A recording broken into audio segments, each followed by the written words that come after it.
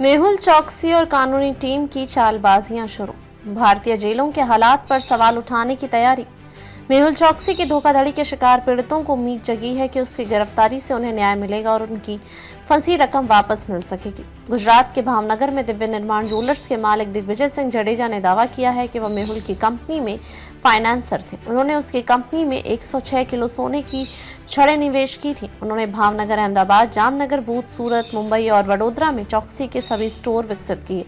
चौकसी के पास उनकी 106 किलो सोने की छड़ें और 30 करोड़ रुपए हैं, जिनकी आज कीमत 128 करोड़ रुपए है। जडेजा ने कहा कि उन्होंने 2014 में गुजरात राज्य सीआईडी अपराध, अर्थव्यवस्था और अपना अपराध शाखा में एफआईआर दर्ज कराई थी। गुजरात पुलिस को उसके खिलाफ सबूत मिले थे।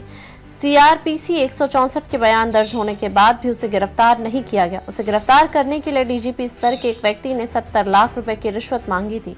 उन्होंने कहा कि वह पीड़ित थे, फिर भी उनसे रिश्वत मांगी, उन्हें न्याय नहीं मिला। 2016 में उन्हें गुजरात हाईकोर्ट में हलफनामा दिया था कि मेहुल पर 9,000 करोड़ रुपए से ज्यादा का कर्ज है और उसने देश का पैसा विदेश में जमा कर दिया है। उसे जल्द गिरफ्तार किया जाए, वह भागने वाला है, लेकिन किसी ने नहीं सुनी। मेहुल के खिलाफ धोखाधड़ी के मामले में एक और शिकायतकर्ता वैभव खुरानिया ने कहा है कि मुझे उम्मीद है कि मेहुल को न्याय के लिए भारत वापस लाया जाएगा। मैं बस उम्मीद करता हूं कि मुझे नहीं लगता कि यह काम इतना आसान होगा। सरकार इतने लंबे समय तक विजय माल्या को नहीं पकड़ पाई, इसलिए मुझे नहीं लगता कि मेहुल को इतनी आसानी से भारत वापस लाया जा सकता है।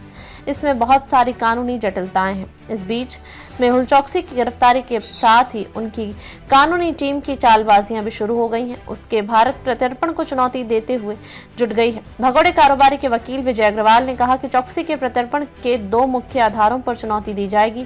पहला, यह राजनीतिक मामला है। दूसरा, उसका स्वास्थ्य और भारतीय जेलों की मानवीय स्थिति अच्छी नहीं होना। वकील ने कहा कि उसे भारत भेजने से उनके मानवाधिकार पर बुरा असर पड़ेगा। वकील ने कहा कि मेहुल फिलहाल जेल में है।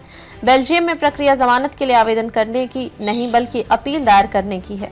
इस अपील में अनुरोध किया जाता है कि उसे हिरासत में न रखा जाए और उसे हिरासत में न रहते हुए खुद का बचाव करने तथा प्रत्यर्पण अनुरोध का विरोध करने की अनुमति दी जाए।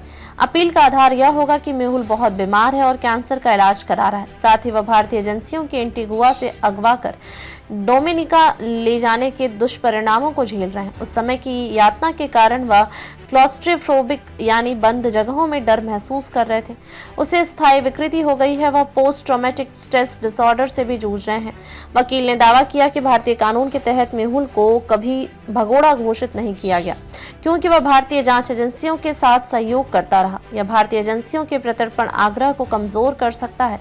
उन्होंने कहा कि मेहुल जांच प्रक्रिया में शामिल होने के लिए तैयार हैं, लेकिन मेडिकल स्थिति के चलते यात्रा नहीं कर सकते।